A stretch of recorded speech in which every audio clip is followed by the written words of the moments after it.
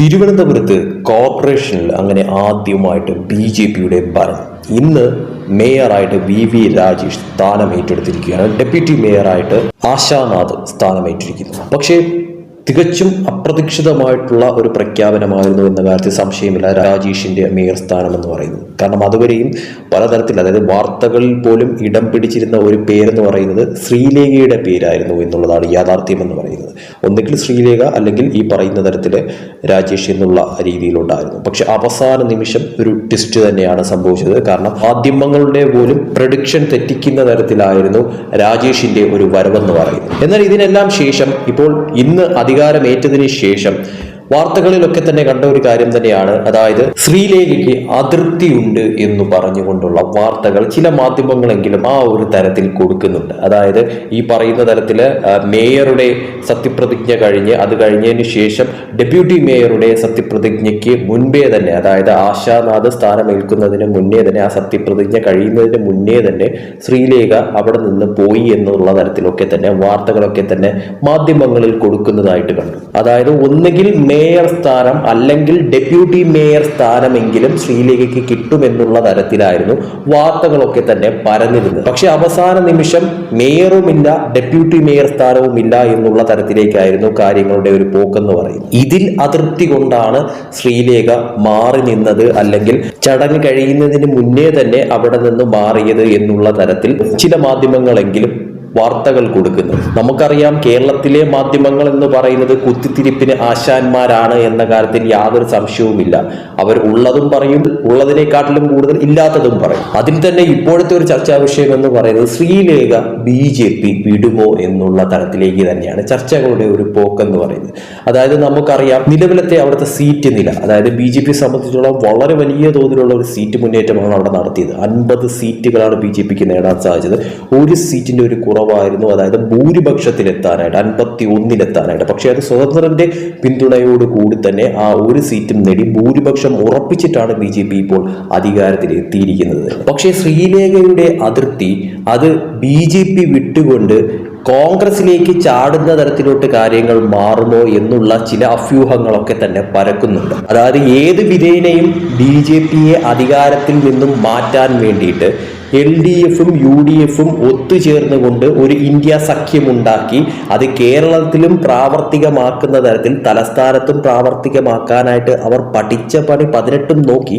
പക്ഷേ അതൊന്നും തന്നെ ഏശില്ല എന്ന് മനസ്സിലായപ്പോഴത്തേക്കുമാണ് അവർ അതിൽ നിന്നും ആദ്യം പിന്മാറിയത്. കാരണം അവർ ഒറ്റക്കെട്ടായിട്ട് നിന്നാൽ പോലും BJPയെ തിരുവനന്തപുരത്ത് നിന്ന് ഭരണത്തിൽ നിന്ന് മാറ്റാൻ സാധിക്കത്തില്ല എന്നുള്ളത് ഉറപ്പായിരുന്നു. പക്ഷെ ഇപ്പോൾ മാധ്യമങ്ങളുടെ ചില റിപ്പോർട്ടുകൾ പ്രകാരം ഈ പറയുന്ന തരത്തിൽ ശ്രീലേഖയ്ക്ക് അതിർത്തിയാണ്, മേയർ സ്ഥാനം കിട്ടാത്തത് കൊണ്ട് അല്ലെങ്കിൽ ഡെപ്യൂട്ടി മേയർ സ്ഥാനം കിട്ടാത്തത് കൊണ്ട് എന്നൊക്കെ പറഞ്ഞുകൊണ്ടുള്ള വാർത്ത കൊടുപ്പുകൾ. ശ്രീലേഖ BJP വിടാൻ പോകുന്നു, അല്ലെങ്കിൽ കോൺഗ്രസിലേക്ക് എത്താൻ പോകുന്നു, അല്ലെങ്കിൽ ഇന്ത്യ സഖ്യം ഈ പറയുന്ന തരത്തിൽ തിരുവനന്തപുരം കോർപ്പറേഷനിൽ ഭരണത്തിൽ വരാൻ പോകുന്നു. ശരിക്കും ഇതൊക്കെ തന്നെ നടക്കാനായിട്ട് സാധ്യതയില്ലാത്ത കാര്യങ്ങൾ തന്നെയാണ് എന്ന കാര്യത്തിൽ സംശയമില്ല. അതായത് ഈ പറയുന്ന തരത്തിൽ മാധ്യമങ്ങൾ കൊടുക്കുന്ന വാർത്തകളിൽ പോലും ശ്രീലേഖയ്ക്ക് അതിർത്തി ഉണ്ട് എന്നുള്ളത് ശ്രീലേഖ പോലും പറഞ്ഞിട്ടില്ലാത്ത കാര്യമാണ്. ശ്രീലേഖ ഈ പറയുന്ന തരത്തിൽ മേയർ ആകുമെന്നുള്ളത് BJP എവിടെയും പറഞ്ഞിട്ടില്ല. BJPയിൽ വേണ്ടപ്പെട്ട അല്ലെങ്കിൽ അവർക്ക് ഒഫീഷ്യലായിട്ട് പറയാനായിട്ടുള്ള ആ ഒരു ഇത് എവിടെയും പറഞ്ഞിട്ടില്ല എന്നുള്ളതാണ് യാഥാർത്ഥ്യം. അതായത് ഇന്ന വ്യക്തിയാണ് അവിടുത്തെ മേയർ സ്ഥാനാർത്ഥിയായിട്ട് അവർ നിർത്തുന്നത് എന്ന് പറഞ്ഞുകൊണ്ടൊന്നുമല്ല അവർ ഈ പറയുന്ന തദ്ദേശ തെരഞ്ഞെടുപ്പിൽ തിരുവനന്തപുരത്ത് മത്സരിച്ചത് തന്നെ. അതുകൊണ്ട് തന്നെ ഇതൊക്കെ ഒരു മാധ്യമ സൃഷ്ടിയായിരുന്നു. അതായത് ശ്രീലേഖ വന്നപ്പോഴത്തേക്കും ശ്രീലേഖയാകും ഈ പറയുന്ന തരത്തിൽ അവിടുത്തെ മേയർ എന്നുള്ള തരത്തിൽ അവർ ഒരു പുകമറ ഉണ്ടാക്കി അവർ ആ ഒരു തരത്തിൽ കാര്യങ്ങൾ വളച്ചൊടിക്കുകയായിരുന്നു. നമുക്കറിയാം, രാജേഷിനെ പോലെ അല്ലെങ്കിൽ ഈ പറയുന്ന തരത്തിൽ ഡെപ്യൂട്ടി മേയറായിട്ട് ഇപ്പോൾ വന്ന ആശാനാഥ്, ഇവരൊക്കെ തന്നെയും BJPയിൽ വർഷങ്ങളോളം വളരെ വലിയ തോതിൽ പ്രവർത്തിച്ചു വരുന്ന, അല്ലെങ്കിൽ തിരുവനന്തപുരത്ത് തന്നെ വളരെ വലിയ തോതിൽ പ്രവർത്തനങ്ങൾ മുന്നോട്ട് കൊണ്ടുപോകുന്ന 2 വ്യക്തികളാണ്. അപ്പോൾ ഇവരെ തഴഞ്ഞുകൊണ്ട് പുതിയ ഒരാൾ പെട്ടെന്ന് വന്ന ആ വ്യക്തിയെ പിടിച്ച് മേയറോ അല്ലെങ്കിൽ ഡെപ്യൂട്ടി മേയറോ ആക്കുന്നത് അത് ചിലപ്പോൾ BJPക്ക് തന്നെ ദോഷകരമായി മാറുന്ന തരത്തിലോട്ട് കാര്യങ്ങൾ മാറും. കാരണം രാഷ്ട്രീയം എന്താണ് എന്നുള്ളത് ശ്രീലേഖ പഠിക്കേണ്ടതുണ്ട് എന്നുള്ളത് യാഥാർത്ഥ്യം തന്നെയാണ്. കാരണം പുതുതായിട്ട് വന്ന് ചേർന്ന ഒരു വ്യക്തിയാണ്. അപ്പോൾ അതിൻ്റെതായിട്ടുള്ള സമയം വേണ്ടത് അനിവാര്യം തന്നെയാണ്. രാഷ്ട്രീയം എന്ന് പറയുന്നത് അത് വേറൊരു തട്ടകമാണ്. അവിടെ പയറ്റി തെളിഞ്ഞവർ തന്നെയാണ് അവിടെ വരേണ്ടത്. പ്രധാനപ്പെട്ട സ്ഥാനങ്ങളിൽ എത്തേണ്ടത്. അതിൽ ശരിക്കും പറഞ്ഞാൽ ഇപ്പോൾ ഈ രാജേഷിനെ മേയറാക്കിയതിൽ BJP സംബന്ധിച്ചിടത്തോളം അത് ഗുണകരമായിട്ടുള്ള ഒരു കാര്യം തന്നെയാണെന്ന കാര്യത്തിൽ സംശയമില്ല. ശ്രീലേഖയെ സംബന്ധിച്ചിടത്തോളം നിലവിൽ അവർക്ക് കിട്ടിയ ആ ഒരു സ്ഥാനം അത് വളരെ കൃത്യമായിട്ട് തന്നെ മുന്നോട്ട് കൊണ്ടുപോവുകയും അതോടൊപ്പം തന്നെ വരുന്ന നിയമസഭാ തെരഞ്ഞെടുപ്പിലൊക്കെ തന്നെയും ചിലപ്പോൾ വിജയസാധ്യതയുള്ള സ്ഥലങ്ങളിൽ നിർത്താനായിട്ടും സാധ്യതയുണ്ട് നിലവിൽ. അപ്പോൾ ഇതൊക്കെ തന്നെ അവരുടെ, അതായത് BJPയുടെ ഔദ്യോഗിക തീരുമാനങ്ങളാണ്. അവർ തന്നെയാണ് ഇതൊക്കെ തീരുമാനിക്കേണ്ടത്. അല്ലാതെ ഇപ്പൊ മാധ്യമങ്ങൾ പറയുന്ന കണക്കോ അല്ലെങ്കിൽ ഈ പറയുന്നവർക്ക് ഊഹാപോഹങ്ങൾക്കോ അവിടെ ഇടമില്ല. എന്തായാലും തിരുവനന്തപുരത്ത് ഇനി ഒരു ചരട് വലിയുടെയും ഒരു ആവശ്യവുമില്ല. കാരണം അവിടെ ഇനി ഒരു തരത്തിലുള്ള അട്ടിമറി നടക്കാനായിട്ടുള്ള സാധ്യതകൾ ഇല്ല എന്നുള്ളതാണ് വാസ്തവം എന്ന് പറയുന്നത്. കാരണം അവിടെ BJP ഭൂരിപക്ഷത്തോടു കൂടി തന്നെ ഭരണം ഏറ്റെടുത്ത് കഴിഞ്ഞിരിക്കുന്നു.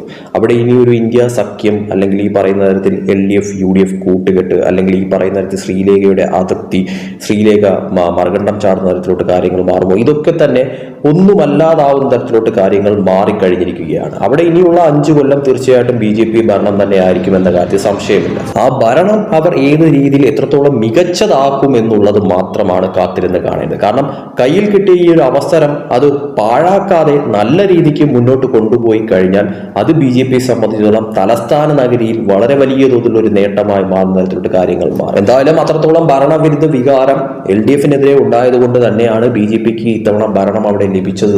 അത് മനസ്സിലാക്കിയിട്ട് ജനങ്ങൾക്ക് അനിവാര്യമായിട്ടുള്ള കാര്യങ്ങൾ ചെയ്യാനും അതോടൊപ്പം തന്നെ നാട്ടിലെ വികസനങ്ങൾ, തലസ്ഥാനം ആ ഒരു തരത്തിൽ ഒരു വികസന നേട്ടങ്ങൾ കൊണ്ടുവന്ന് അവിടെ ഒരു നല്ലൊരു മാറ്റം ഉണ്ടാക്കിയെടുക്കാനും സാധിച്ചു കഴിഞ്ഞാൽ അത് ഒരു മിടുക്കായിട്ട് കാണാൻ സാധിക്കുന്ന ഒരു കാര്യമായി മാറും. എന്തായാലും കാത്തിരിക്കാം എന്തായിരിക്കും സംഭവിക്കാൻ പോകുന്ന മാറ്റങ്ങൾ. ഇനി അങ്ങോട്ട് പുതിയ മേയർ, പുതിയ ഭരണം, പുതിയ പാർട്ടിയുടെ ഭരണമൊക്കെ തന്നെ തിരുവനന്തപുരത്ത് വന്നതുകൊണ്ട് തന്നെയും അവിടെ സംഭവിക്കാൻ പോകുന്ന മാറ്റങ്ങൾ എന്താണെന്നുള്ളത് കാത്തിരുന്ന് തന്നെ കാണാം.